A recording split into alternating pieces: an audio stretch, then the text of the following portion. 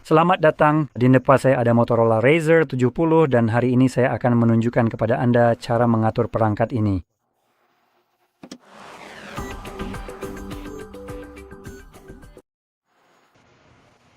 Oke, jadi saat Anda menyalakan ponsel Anda untuk pertama kalinya seharusnya tidak akan ada hal aneh yang terjadi seperti yang saya alami. Jadi ya, saat Anda menyalakannya untuk pertama kali, Anda seharusnya akan melihat layar yang sama dengan yang ada di layar saya. Dan di sini Anda bisa memilih bahasa yang diinginkan, yang saya sarankan untuk dilakukan sekarang. Dan bagi saya perangkat ini sudah memilih bahasa yang tepat, yaitu bahasa Inggris. Nah, untuk wilayah sebenarnya tidak terlalu penting. Dan sebelum kita melangkah lebih jauh, saya ingin menunjukkan dengan cepat bahwa kita juga memiliki pengaturan penglihatan di sini. Jadi jika Anda memiliki semacam gangguan penglihatan, Anda bisa mengeklik di bagian bawah sini, lalu pilih beberapa opsi yang diharapkan dapat membantu Anda menavigasi dan melihat ponsel dengan sedikit lebih mudah. Jadi ada pengaturan seperti tampilan dan ukuran teks. Jadi Anda bisa memilih masing-masing di sini untuk pada dasarnya memperbesar ukuran font. Tampilan pada dasarnya mencakup segalanya, termasuk tombol, ikon, dan sebagainya. Anda bisa menggunakan teks tebal dan garis tepi. Anda juga memiliki fitur pembesaran, jadi ini memungkinkan Anda untuk memperbesar tampilan. Pilih untuk berbicara, jadi ini hanyalah talkback penuh. Atau maaf, bukan. Ini hanya fitur pilih untuk berbicara, lalu ada talkback di bawahnya. Nah, jika Anda belum pernah menggunakan TalkBack, fitur ini pada dasarnya bisa digunakan untuk menavigasi perangkat Anda tanpa perlu melihatnya sama sekali. Ini jelas membuat penggunaan perangkat Anda jadi lebih lama jika Anda belum pernah menggunakan TalkBack, karena ia bisa menavigasi dengan usapan, klik, dan sebagainya. Dan fitur ini membacakan semua yang ada di perangkat yang sedang dipilih, dan Anda bisa melakukan usapan untuk mengganti pilihan, ketuk 2 kali atau ketuk sekali untuk melakukan tindakan. Dan pada dasarnya fitur ini membacakan segalanya, setiap tindakan yang Anda lakukan. Jadi Anda bisa memejamkan mata dan tetap menggunakan perangkatnya. Tapi saya ingin memperingatkan Anda butuh waktu untuk membiasakan diri. Dan semua yang Anda ketuk, bahkan saat Anda bisa melihatnya, katakanlah seperti tombol toggle, sekarang jadi sedikit lebih menjengkelkan karena Anda harus mengetuknya terlebih dahulu untuk memilihnya, lalu mengetuk 2 kali untuk mengaktifkannya, alih-alih biasanya Anda hanya perlu menekannya dan selesai. Tapi sudahlah, mari kita lanjutkan. Jadi saya akan memilih mulai sekarang. Nah, berhasil. Lalu atur menggunakan perangkat lain. Ini adalah hal pertama yang akan Anda lihat, rupanya. Dan saya ingin menunjukkannya, tetapi di perangkat saya tile scale aktif, jadi tidak muncul. Namun di bagian bawah di suatu tempat pada ponsel lama Anda akan mendapatkan pop-up, untuk mengatur Motorola Razr 70 Anda. Dan jika Anda memilih untuk melakukannya, yang akan terjadi selanjutnya adalah, di perangkat ini saya rasa, ia akan menampilkan 1 angka, lalu di perangkat lama Anda, ia akan menampilkan 3 angka. 3 angka yang berbeda, dan Anda perlu memilih angka yang benar yang bisa Anda lihat di perangkat ini. Dan setelah Anda melakukannya, Anda mungkin juga perlu mengonfirmasi kunci layar Anda. Setelah Anda melakukannya, sistem akan secara otomatis memindahkan semua akun Google Anda atau jenis akun apapun yang masuk di pengaturan, di sini tanpa perlu melakukan hal tambahan apapun. Yang mana cukup bagus karena Anda tahu mengetik kata sandi dan verifikasi serta semua hal semacam itu cukup menjengkelkan. Ini benar-benar membuatnya jadi sangat mudah. Selain itu, ini juga akan memungkinkan Anda untuk mendapatkan semua foto dan video Anda jika tersimpan di cloud, Google Cloud, maksudnya aplikasi, kontak, pesan, dan sebagainya. Jadi ini semacam migrasi data yang sangat cepat, yang memang sudah tersimpan di cloud. Lanjut ke sambungkan Wi-Fi. Langkah ini opsional dan bisa dilewati, jadi saya akan melewatkannya. Selanjutnya kita punya masukan kartu SIM. Nah, perangkat ini mendukung kartu fisik seperti yang bisa Anda lihat di animasi ini, dan juga mendukung eSIM. Saya tidak yakin apakah eSIM akan muncul di sini sebagai opsi. Tapi jika muncul, ketahuilah bahwa Anda harus terhubung ke jaringan Wi-Fi atau seluler. Jaringan seluler agar kemampuan untuk menambahkan eSIM benar-benar tersedia. Sekarang saya berencana untuk melewati ini juga, yang berarti perangkat sedang disiapkan dalam mode offline karena tidak ada koneksi internet dan ini memunculkan pop-up, bahwa tanpa ini saya tidak akan bisa masuk ke akun Google, memulihkan aplikasi dan data, mendapatkan pembaruan perangkat lunak, dan mengatur tanggal serta waktu secara otomatis. Nah, ini hanya berlaku untuk pengaturan awal dan setelah pengaturan selesai, saya bisa mengubah semua ini sendiri. Saya bisa terhubung ke jaringan. Ini bukan sesuatu yang permanen, jadi Anda tidak perlu terlalu khawatir tentang hal itu. Anda bisa langsung pilih lanjutkan. Selanjutnya, kita masuk ke privasi dan keamanan. Nah, ini dari Motorola dan ada beberapa hal berbeda di sini. Jadi Anda bisa memeriksanya dan mematikannya jika Anda tidak menyukainya. Contohnya, membantu meningkatkan produk Motorola. Maksud dari membantu meningkatkan produk Motorola adalah, data penggunaan aplikasi Anda akan digunakan untuk meningkatkan produk Motorola dan membantu mengatasi masalah apapun. Nah, yang sebenarnya mereka maksud dengan membantu meningkatkan produk Motorola adalah dengan menjual data Anda supaya Motorola bisa menghasilkan lebih banyak uang. Itulah yang mereka maksud. Saya sarankan untuk mematikannya. Anda tidak mendapatkan pendapatan apapun dari data yang Anda hasilkan, jadi tidak ada alasan bagi Anda untuk membagikannya. Dan omong-omong alasan untuk membantu meningkatkan produk Motorola, data Anda sebenarnya tidak diperlukan. Itu memang sudah jadi tugas mereka. Jika mereka tidak melakukannya, Anda selalu bisa beralih ke merek perangkat lain atau bahkan ke iPhone. Jadi, demi kepentingan mereka sendiri untuk melakukannya, dengan biaya mereka sendiri. Pendapatan mereka berasal dari penjualan perangkat kepada Anda, atau setidaknya seharusnya begitu. Tapi saat ini perusahaan menghasilkan jauh lebih banyak uang dari penjualan data pribadi Anda daripada dari penjualan perangkat yang mahal, yang sangat mahal itu kepada Anda. Sekarang, lanjut ke bagian berikutnya, kita punya tanggal dan waktu, karena seperti yang saya katakan, saya tidak terhubung ke jaringan, jadi saya bisa memperbaikinya di sini. Atau saya bisa abaikan saja dan nanti saat saya terhubung ke jaringan, ini akan berubah secara otomatis. Jadi itulah yang akan saya lakukan. Selanjutnya kita punya pengaturan PIN. PIN adalah salah satu hal yang bisa saya atur. Anda sebenarnya bisa memilih antara pola atau juga kata sandi. Anda hanya bisa menggunakan salah satunya. Nah, jika Anda juga berencana untuk menambahkan sidik jari atau pengenalan wajah, Anda akan selalu dipaksa untuk memilih PIN, pola, atau kata sandi sebagai biometrik, yang berarti sidik jari atau pengenalan wajah tersebut tidak 100% dapat diandalkan. Jadi, saat fitur tersebut gagal membuka kunci perangkat Anda selalu bisa mengandalkan PIN, pola, atau kata sandi yang selama Anda memasukkannya dengan benar akan membuka kunci perangkat Anda. Nah, untuk bagian ini saya akan melewatkan pengaturan perlindungan apapun, tetapi saya sarankan Anda untuk mengaturnya. Saya melewatkannya karena saya tidak akan menggunakan perangkat ini. Ini Anda tahu, untuk keperluan pekerjaan, jadi tidak diperlukan. Tapi di ponsel saya memang memasang perlindungan karena jika seandainya saya kehilangan perangkat saya, sebagai contoh, siapapun yang menemukannya, akan lebih baik jika mereka tidak memiliki akses ke semua data saya di sana. Itu yang pertama. Dan yang kedua, jika Anda juga pernah kehilangan perangkat Anda dan seseorang memutuskan untuk tidak mengembalikannya kepada Anda, setidaknya Anda bisa merasa tenang bahwa, si brengsek ini kemungkinan besar tidak akan bisa menggunakan perangkat Anda. Karena ketika Anda memiliki akun Google yang masuk di ponsel Anda dan Anda memiliki kunci layar, biasanya yang akan terjadi adalah ketika seseorang menemukan ponsel Anda, mereka mungkin akan meresetnya karena mereka ingin menggunakannya. Namun dengan meresetnya, perangkat tersebut menjadi terkunci FRP. Sekarang mereka tetap tidak bisa membukanya karena kemungkinan besar mereka juga tidak tahu kunci layarnya. Jadi ketika perangkat itu sudah diatur oleh Anda dan digunakan, mereka tidak bisa mengaksesnya. Dengan meresetnya, biasanya hal itu akan menghapus hal-hal seperti kunci layar. Namun, ketika Anda juga memiliki akun Google yang dimiliki oleh sebagian besar dari kita, saat perangkat seperti itu direset, perangkat tersebut akan terkunci FRP. Dan itu berarti orang yang meresetnya harus memberikan, saat melalui proses pengaturan, mereka akan dipaksa untuk melakukannya, kunci layar yang sebelumnya digunakan pada perangkat tersebut, atau kata sandi dan alamat email yang sebenarnya untuk akun Google yang masuk di perangkat itu. Jika mereka tidak dapat memberikan salah satu dari keduanya, mereka tidak akan bisa menyelesaikan pengaturan, sehingga ponsel itu hanya akan menjadi barang tidak berguna yang mewah. Jadi setidaknya Anda bisa merasa tenang karena bajingan ini setidaknya tidak bisa benar-benar memanfaatkannya. Selanjutnya kita punya layanan Google.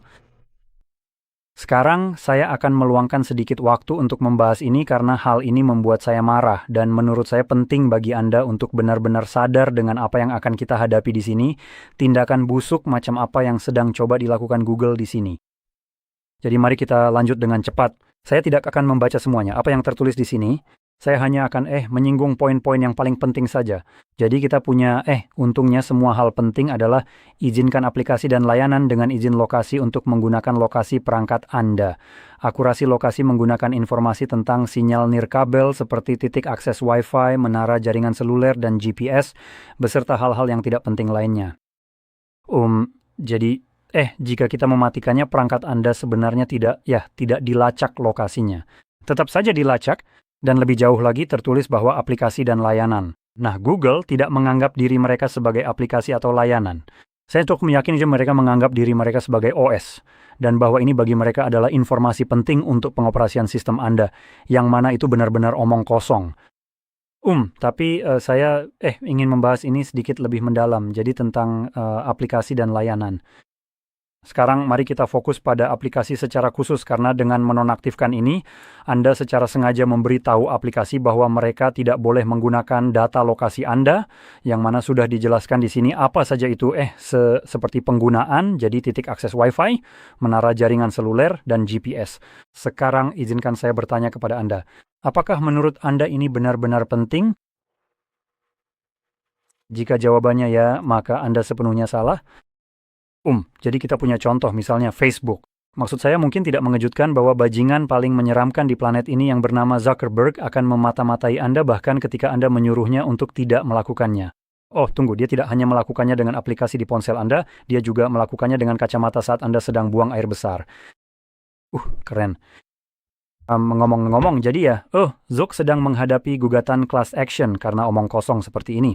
Jadi, pada dasarnya dia saat Anda bilang tidak padanya, dia menganggapnya lebih sebagai pedoman atau tantangan untuk tetap melakukannya pada Anda dan melakukan apapun yang dia mau karena itu uangnya, dan Anda saat ini berada di antara dia dan pendapatan yang Anda hasilkan untuknya.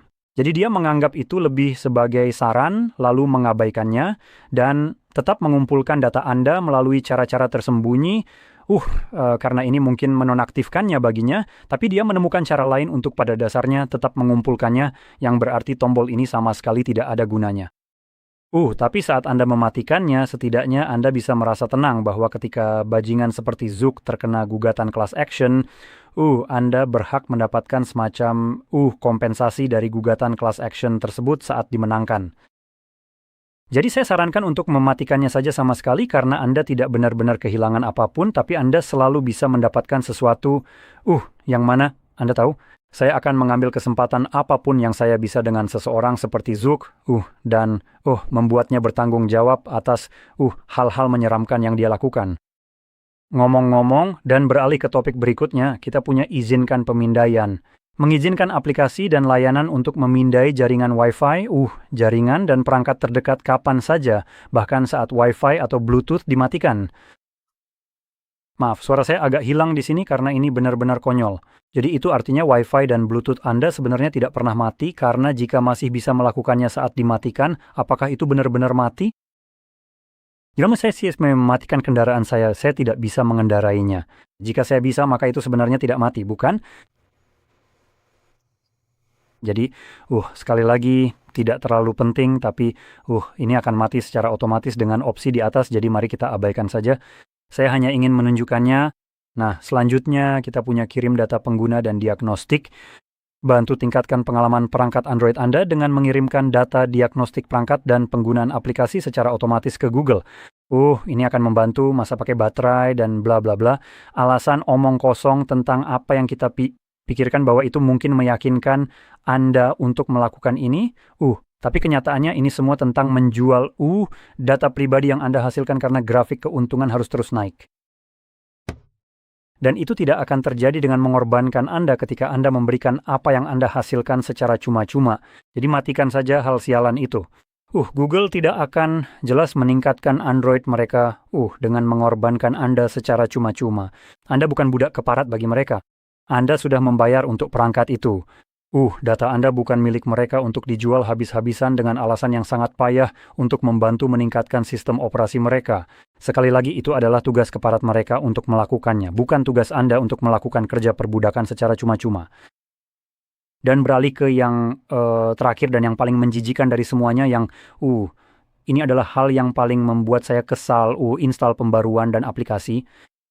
Sekarang di permukaan, apa yang akan saya baca tidak terdengar terlalu buruk, tapi saya akan menjelaskan lebih detail mengapa ini adalah omong kosong paling mengerikan yang ada saat ini di segala jenis perangkat elektronik. Jadi dengan melanjutkan yang secara otomatis dimulai dengan sangat fantastis seperti pemerasan, karena Anda dipaksa untuk melakukannya, tidak ada pilihan seperti saya tidak bisa menolak ini. Saya perlu memilih LAN.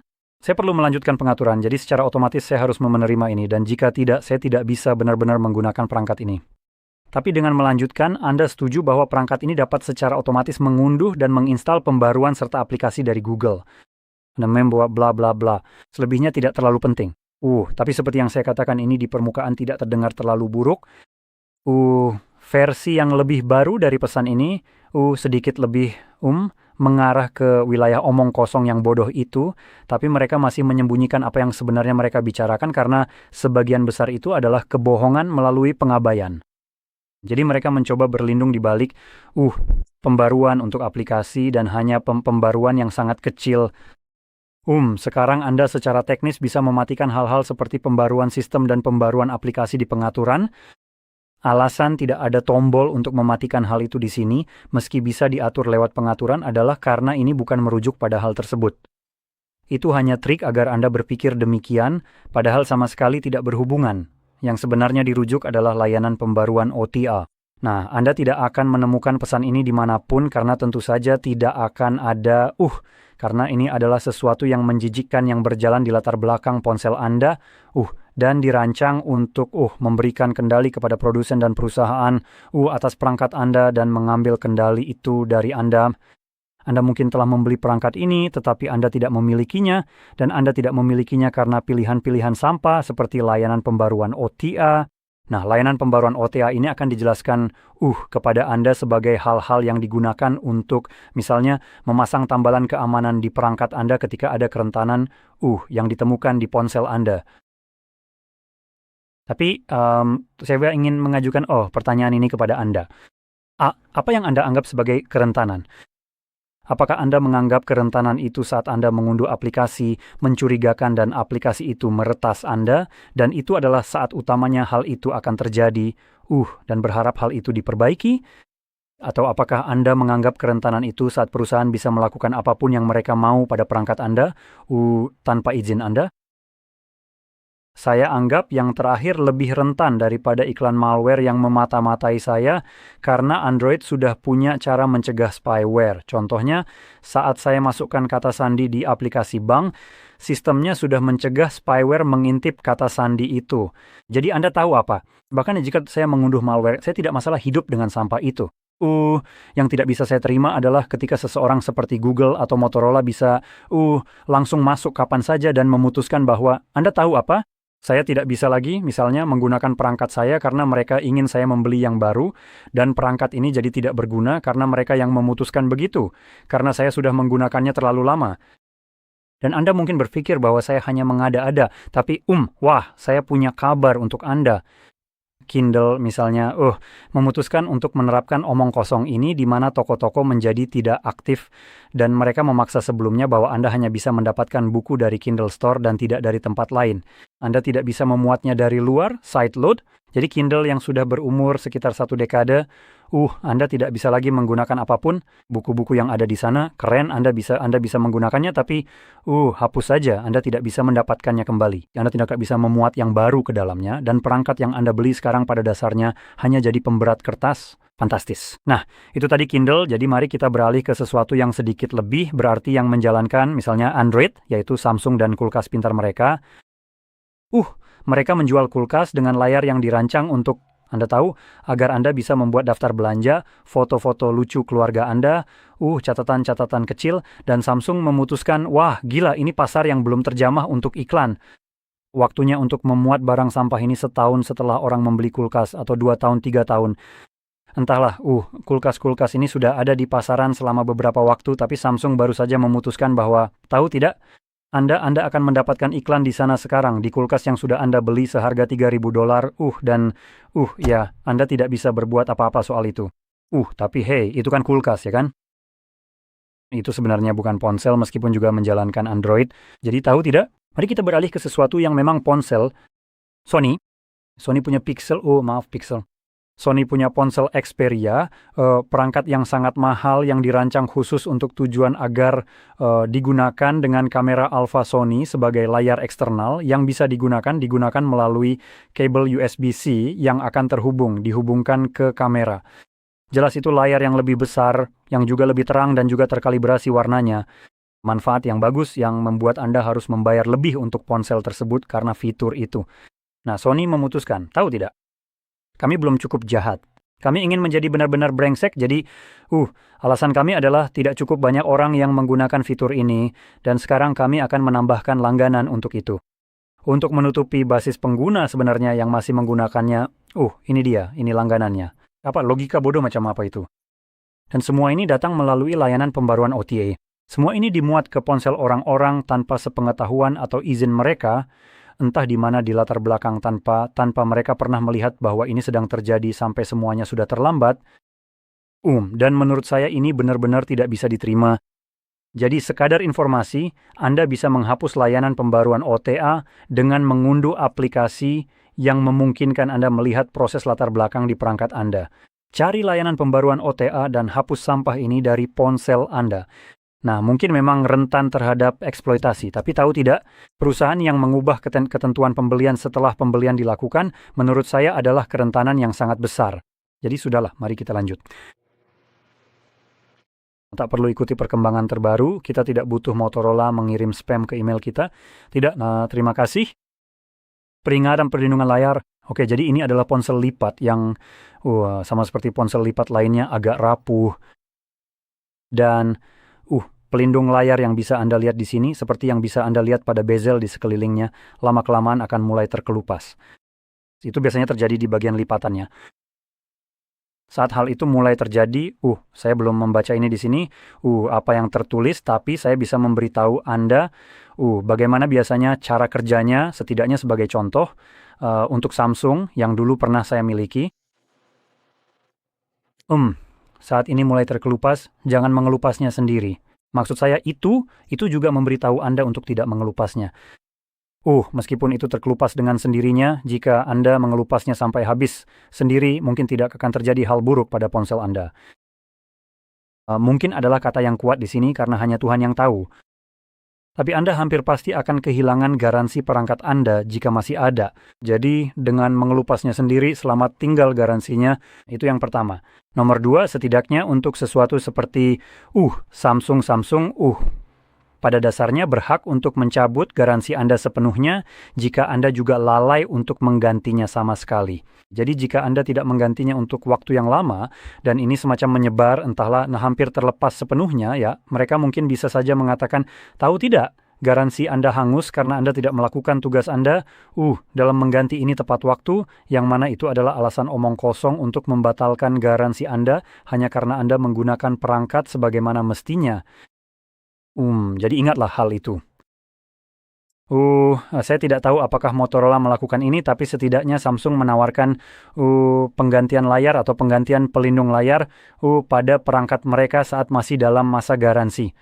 Nah, untuk model lama, mereka melakukan ini selama ponsel masih dalam masa garansi.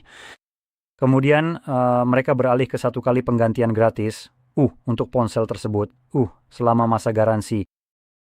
Yang berikutnya biayanya saya rasa sekitar $50 atau semacamnya. Jadi perhatikan hal itu. Saya tidak tahu apakah Motorola melakukan hal yang sama, tapi ini sesuatu yang mungkin ingin Anda cari tahu jika Anda berencana menggunakan perangkat ini setidaknya selama 3 tahun menurut saya. Jadi periksalah agar Anda benar-benar tahu apa yang Anda hadapi. Lindungi Razer Anda. Jadi mari kita lihat. Ponsel Anda tidak tahan air tapi tahan percikan air. Jadi Anda bisa merendamnya hingga kedalaman 1,5 meter selama 30 menit. Hindari mengisi daya ponsel yang basah. Ponsel ini memiliki magnet, jadi berhati-hatilah dengan itu. Sebelum menutup ponsel, pastikan tidak ada kotoran di antara layar karena ini adalah layar plastik di sini. Nah, itu Perusahaan menyebut ini pelindung layar, kaca apa gitu, terserahlah bla bla bla. Tidak terlalu penting apa sebutan mereka untuk itu. Yang sebenarnya adalah plastik. Saya bisa menggunakan sesuatu seperti kuku saya, menggoreskannya di layar ini, dan itu akan meninggalkan bekas luka, lipatan yang terlihat pada plastik itu karena plastiknya sangat lunak. Nah, ini mereka menyebutnya kaca karena katanya mereka menggunakan potongan kaca yang sangat tipis sehingga bisa ditekuk. Tapi hey, kalau jalannya seperti bebek, suaranya seperti bebek, kemungkinan besar itu bebek. Jadi kalau sifatnya seperti plastik, tidak pecah seperti kaca, kemungkinan besar itu plastik, apalagi saat Anda bisa menggunakan kuku Anda yang relatif lunak dibandingkan kaca, dan langsung meninggalkan bekas goresan tanpa merusak kuku Anda. Jadi harap berhati-hati dengan hal itu. Jangan masukkan apapun ke sana, jangan coba-coba menggunakan kuku Anda untuk melakukan apapun menggores layar Anda. Jangan gunakan pulpen di atasnya atau apapun yang sejenis karena layarnya sangat relatif lunak dan akan penyok. Navigasi, tombol, gestur, pilih manapun yang Anda inginkan. Saya akan tetap menggunakan gestur, mode terang, mode gelap, atau transisi. Transisi pada dasarnya akan beralih di antara keduanya berdasarkan waktu hari. Atur kontrol orang tua. Itu sepenuhnya terserah Anda jika Anda ingin melacak anak-anak Anda. Dan kita sudah selesai. Jadi mari kita pilih selesai dan berhasil. Jadi jika Anda merasa ini sangat membantu, jangan lupa untuk tekan suka, berlangganan, dan terima kasih telah menonton.